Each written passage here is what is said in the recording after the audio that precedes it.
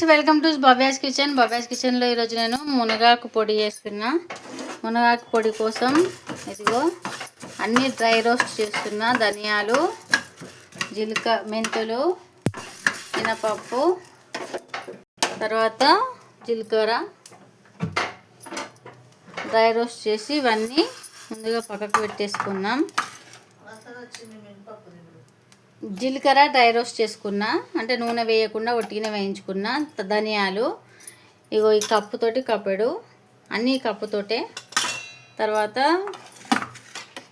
జీలకర్ర ధనియాలు అయిపోయినాయి కదా.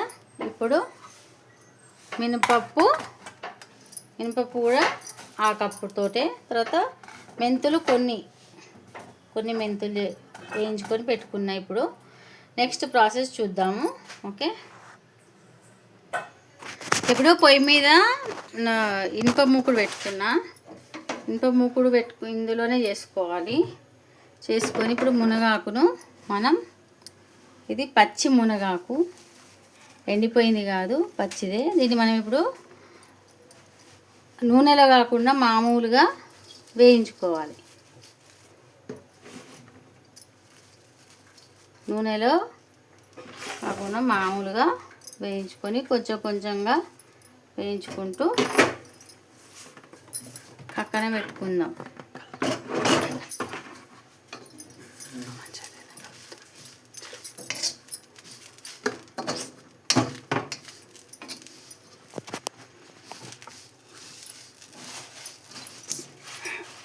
స్టవ్ చిన్న సిమ్లోనే పెట్టుకోవాలి.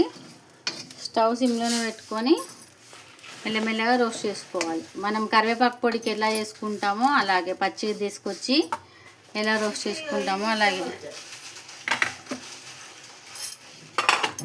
తీసుకోపోదు, వస్తున్నా.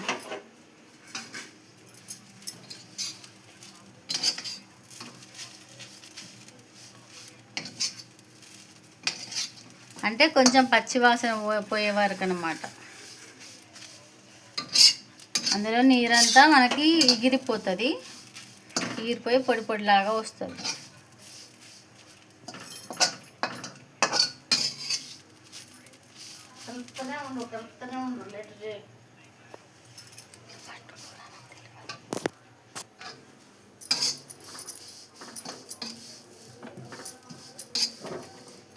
దీనిలో మనం కలుపుతూనే ఉండాలి.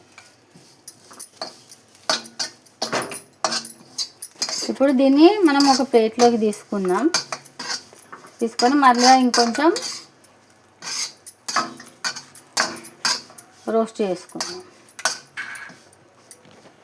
చూడండి, మొత్తం మనం ఎంత వేసామో ఇది ఎంత అయింది కనిపిస్తుంది కదా.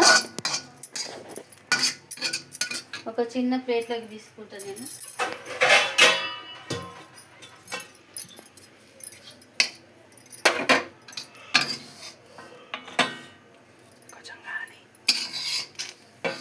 మాడి వాసన వస్తుంది, మాడిపోతుంది. ఎక్కువ రోస్ట్ చేస్తే మాడిపోతుంది. అప్పుడు మనకు పొడి మంచిగా అనిపిస్తుంది అన్నమాట.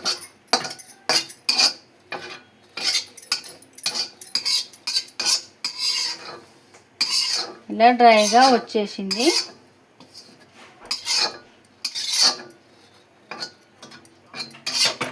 ఇప్పుడు ఇందులో మనం ఇంకొంచెం ఆకు తీసుకొని, ఇంకో చూడండి, ఇంకా ఆకుంది నా దగ్గర. కొంచెంగా వేయిస్తూ మనం కలుపుతూ ఉండాలన్నమాట.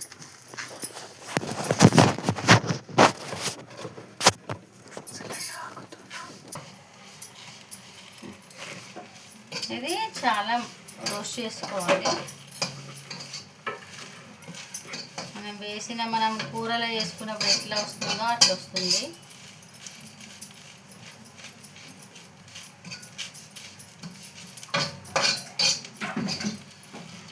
ఆయిల్లో వేస్తే ఏమిటంటే ముద్దగా అయిపోతుంది కాబట్టి మనం ఇలా నూనె వేయకుండా దూరగా వేయించుకుంటాం. అన్నీ ఆ ధనియాలు, మినపప్పు ఎలా వేయించామో అలాగా ఇది కూడా వేయించుకుంటాం. మనము కరివేపాకు కూడా మామూలుగా నూనెలో వేయించుకుంటాం కదా, అలా కాకుండా ఇది నూనె వేయకుండా వేయించడం అన్నమాట. ఇది ఇప్పుడు మళ్ళీ ఎప్పటిలాగా తీసి ఇందులో వేసుకోవడమే.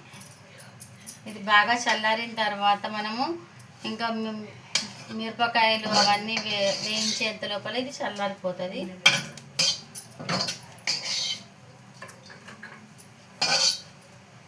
సిమ్లో పెట్టుకోవాలి స్టవ్, లేకపోతే ఆకు మాడిపోతే మనకు బాగుంటుంది అన్నమాట.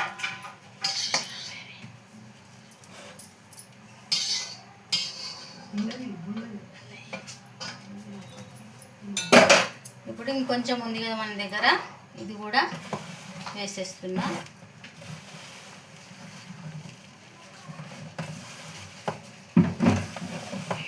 మనకు ఆల్రెడీ ఇది హీటే ఉంది కాబట్టి బాండ్లీ, ఇనుప మూకుడు బాండ్లీ అంటారు, మేము మూకుడు అంటాం, ఎన్నో ఉంటాయి. ఇనుప ముక్కులో చేస్తే ఏంటంటే కొంచెం ఐరన్ కూడా మనకి ఉంటుంది అన్నట్టుగా. ఎక్కువ మనకు మునగాకు ఇక్కడ దొరకదు, దొరికినప్పుడు మాత్రం ఇలా స్టోర్ చేసి పెట్టుకుంటే రోజు ఒక ముద్దలో ఒక స్పూన్ వేసుకొని నెయ్యి కానీ నూనె కానీ వేసుకొని తింటే ఆరోగ్యానికి ఆరోగ్యం, మనకి రుచికి రుచి అన్నమాట.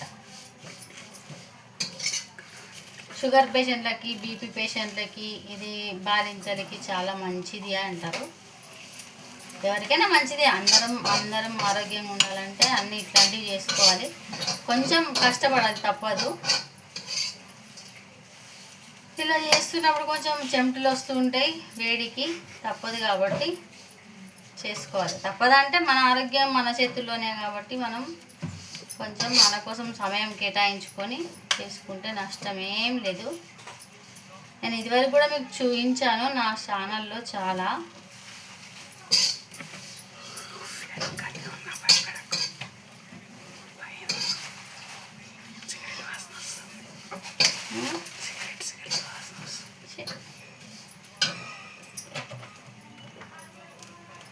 కొన్ని ఆకులు అంటే మనకు దొరకని వస్తువు, మనము ఇది ఏంటంటే బజార్లో దొరకదు, దొరికినా కూడా డబ్బులు పెట్టి కొనుక్కోవాలి మనము.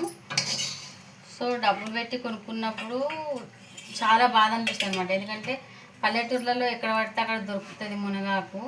ఇక్కడికి సిటీకి వచ్చి పైసలు పెట్టి కొనుక్కుంటే ఒక్క కట్ట 20 రూపాయలు. మీకు తెలుసో తెలియదో కానీ మాకు మాత్రం మా ఇంటి ఓనర్ వాళ్ళు ఇచ్చారు.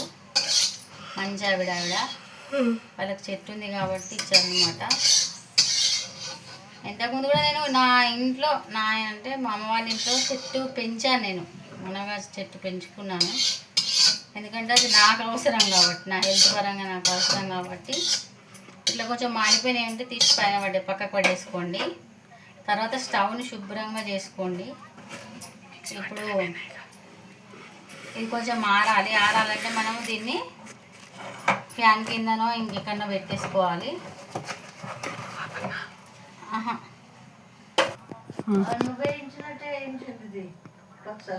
ఇప్పుడు మూకుడు పెట్టి 2 స్పూన్స్ ఆయిల్ వేసుకుంటుంది. మూకుడు పెట్టి 2 స్పూన్స్ ఆయిల్, 2 చెంచాల మీద కొంచెం అంత ఎక్కువ వేసుకున్నా. తర్వాత మనం ఆకుకు తగినన్ని ఎండుమిర్చి వేయించుకోవాలి. తగినంటే ఒక 30 వరకు అనుకోండి, 30 మిరపకాయలు. కొంచెం కారం తక్కువ తినే వాళ్ళైతే తక్కువ వేసుకోవచ్చు, ఎక్కువ తినే వాళ్ళంటే ఎక్కువ తీసుకోవచ్చు. అట్లనే కొన్ని ఎల్లిపాయలు, కొన్ని వెల్లుల్లి రెమ్మలు, ఎల్లిపాయలు. తర్వాత కొంచెం చింతపండు, ఇందులోకే చింతపండు కూడా వేసి మనం వేయించుకుందాం. మిరపకాయలు నూనెలో వేస్తే కారం ఎక్కువ అవుతాయి కదా, అందుకని మనం తక్కువ వేసుకున్నా ఘాటు ఎక్కువనే ఉంటుంది, పర్లేదు.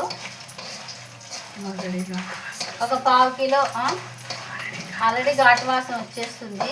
ఒక 1/2 కిలో అంతా వేసుకోవాలి. అంటే కొలతలతో చేసుకునే వాళ్ళైతే కొలతలతో చేసుకోవచ్చు. ఇలా మామూలుగా ఏమంటారు అందాజ కొద్ది చేసుకునేటట్టయితే అందాజ కొద్ది వేసుకోవచ్చు. కారం ఎంత పడితే నేను మా అమ్మని అడిగిన కాబట్టి మా అమ్మ చెప్పిన అందాజుతోటి వేస్తున్నా. ఎప్పుడు కొలతలు వేయను, అందాజగానే వేస్తాను. మనకు మిరపకాయలు కొంచెం వేగాలి, కొంచెం బ్లాక్ కలర్, మరీ బ్లాక్ కాదు మరీ మాడిపోలేం కాదు, దగ్గరుండి కలుపుకుంటూ ఉంటే మనకు కొంచెం చిటపటలు ఆడితే అయిపోతుంది. ఇవి కూడా చల్లారాలి. మొత్తం చల్లారిన తర్వాత ఒకసారి మిక్సీ పట్టుకోవడమే, అంతే. మిక్సీ పట్టుకొని నీళ్ళు ఒక మీ దగ్గర సీసాలు ఉంటే సీసాలు, లేదంటే ప్లాస్టిక్ డబ్బాలు ఉంటే ప్లాస్టిక్ డబ్బాలు, లేకపోతే స్టీల్ అయితే స్టీల్ దాంట్లో అయితే పొడి చేసిన తర్వాత మాత్రం కొద్దిసేపు గాలికి వదిలేయాలి. గాలి చిట్టుతుంది, దూరం ఉండు, ఇది ఇట్లా పెట్టుకో.